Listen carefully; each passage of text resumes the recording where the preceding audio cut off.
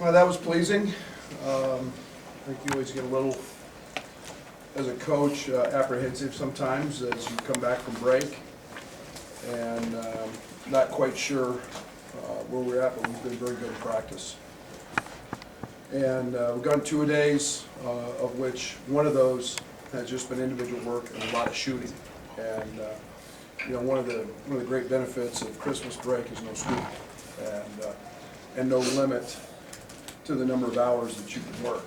So in essence, our guys really take on a professional mentality, and we do have to take a day off, which we'll take tomorrow off, but the 20-hour rule goes by the wayside, so guys can get a ton of shots and watch a lot of film. We spend a ton of time with them, and that was evident. That paid off. Our offensive flow is better. 22 assists I'm excited about. North Carolina A&T is good. I mean, they're a team that took a very good Kent State team to overtime, battled with UTEP on their home court right down to the wire, took Wake Forest last 3 minutes, was tied. So, you know, that's a solid basketball team. So I was really pleased with the offensive side of things. 1 turnover and a half, and we lifted each other up today because we made the right plays, and offense is fun when you do that.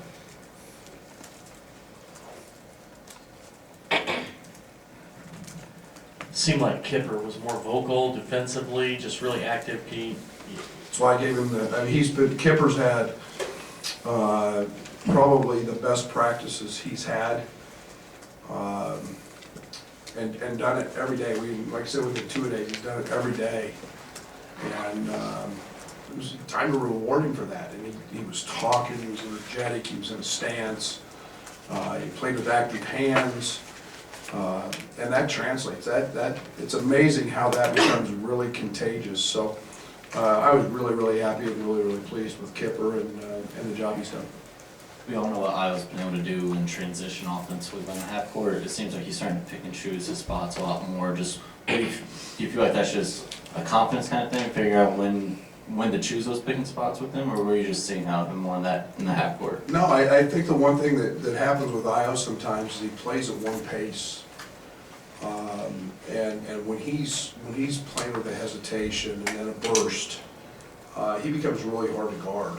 And you know, he got downhill, he made a couple of great moves just with a little hesitation move that slowed the defense, and then he makes that burst. And with his length and size, he's hard to handle. Let him start making those threes consistently, and he becomes another guy that's awfully tough to guard in the half court. So he's put in a ton of time, and you never have to worry about Iowa working, and very pleased to see that because he's put in a lot of work. Coach, talking more about Kipper, talk about the charge he took with 6:44 left in a 32-point game. How important is that for the team aspect? You know, the charge is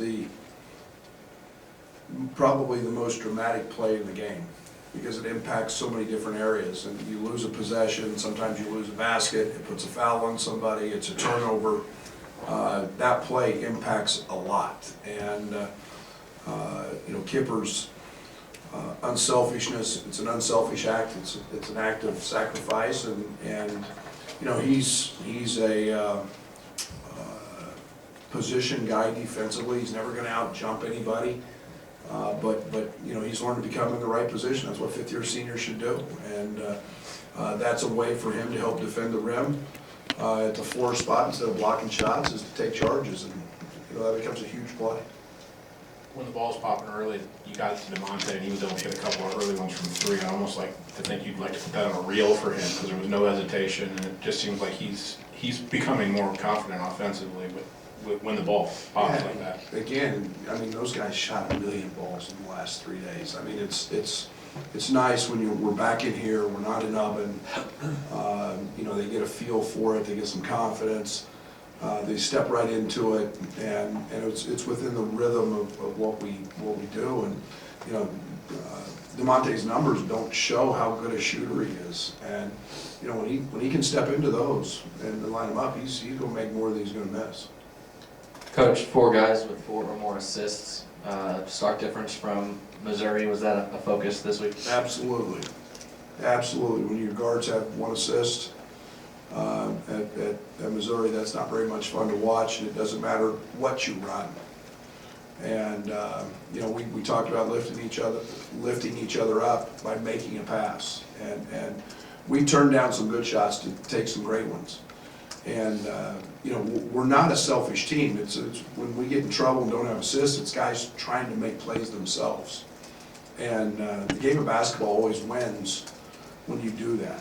And yet, man, today that was fun to watch. And, you know, our bench is going crazy because they know, you know, they made the extra pass and got Allen in the corner. And Kofi kicks one out to open the game. And we've spent a lot of time this week on post entries and kicking it out. And so it was growth and everything. Like I said, most of the things we worked on this week and emphasized, we put to fruition today. Coach, as good as the offense was today, it seemed to stick a little bit when it ended up in Georgie's hands. He struggled again today. He did have 5 assists, but second consecutive game with 0 points, 5 points against Mizzou. Yeah, and again, he didn't play the minutes either. You know, Kipper earned those minutes.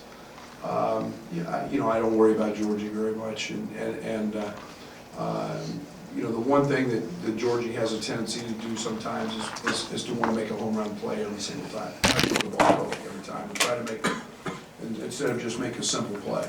And but he's one of the best passers we have, and you know, we'll get him shots in his areas. But and again, I think the one big challenge we had with North Carolina A&T is they play 5 different defenses, and sometimes you get into Georgie's a really cerebral guy, and on a couple of those he sees, oh, we're in our man stuff, and they're in matchup zone. We need to run this, and we talked about for 2 days, just stay with it, just stay. We can't change, just in mid possession, and so, but yeah, Georgie's gonna have some big nights in Big Ten play. Benjamin didn't get in tonight. What's his status? Ben's got a foot injury that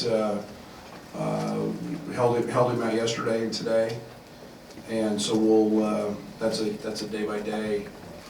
I don't know what you call it, but some soreness in his foot. So that's where it's at.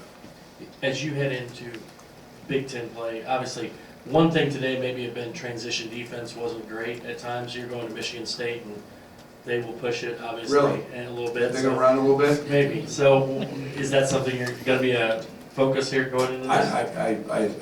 I think in my 33 years, I think that that'll be a pretty big emphasis, knowing Tom's teams and how they run, and you know, there's a great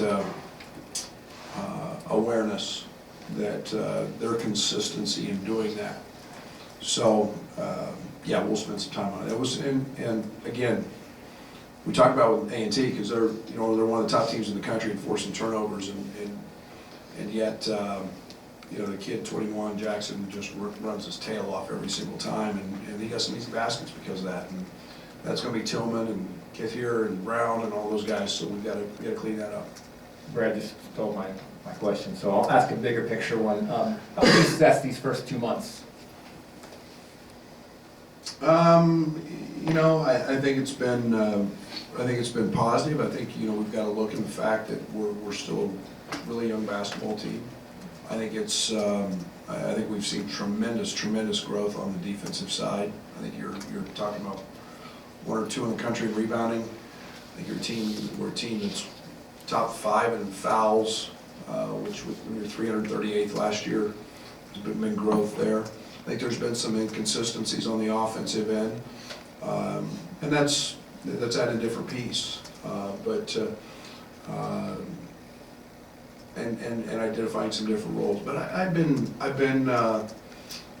pleased with certain aspects. You know, we'll continue to develop the leadership.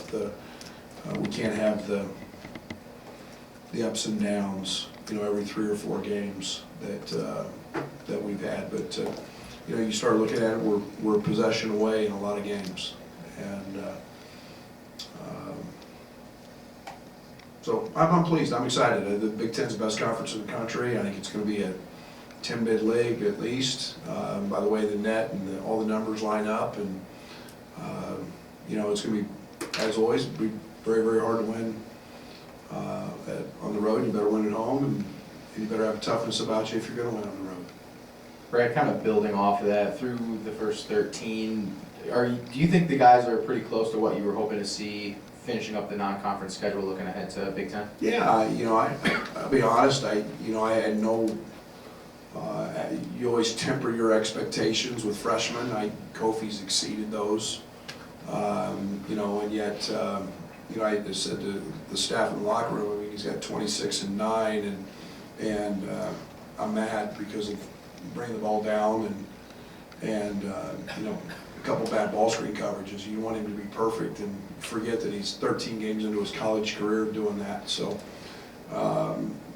but yeah, you know, you know, you're apprehensive at times about new roles for different guys, but yeah, I've been really pleased. Allen's development has been great. You know, we're slowly working, you know, Tab back into, you know, what we hope can be a productive piece of this, and now Kipper's playing like a fifth-year senior. So, you know, all in all, I think there's been a lot of growth. Just touch on Tev, a little extended look at him today. He had that one trip with the block and the layup on the other end in 5 seconds. Is he getting to where he needs to be? Yeah, you know, it's kicking the rust off a little bit, and but more importantly for him, it's the, you know, it's how he's handled the end of the semester, and you know, we sometimes forget that they're student athletes, and we're going to hold them at the University of Illinois accountable for all those things, but he showed up every single day to practice, and he's working hard. He picks up what we're doing, and as he continues to grow, you know, we'll see how that role pans out for him. But I'm excited about what he's doing right now. Thank you. Happy New Year. Happy New Year.